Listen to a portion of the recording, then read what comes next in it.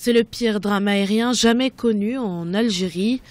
Dans la matinée du 11 avril 2018, peu après son décollage de la base aérienne de Boufarik, à une trentaine de kilomètres au sud-ouest d'Alger, un avion militaire s'est écrasé.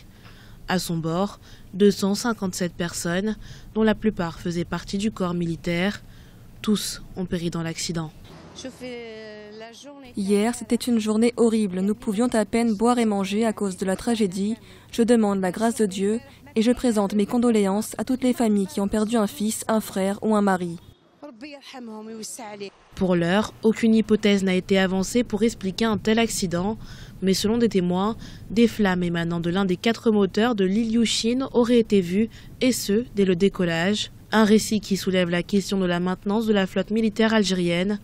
Mais selon certains observateurs, la remise en question de la flotte militaire algérienne n'est pas à l'ordre du jour. Généralement, la flotte aérienne de l'armée algérienne, c'est une flotte qui est soumise à une maintenance et un suivi.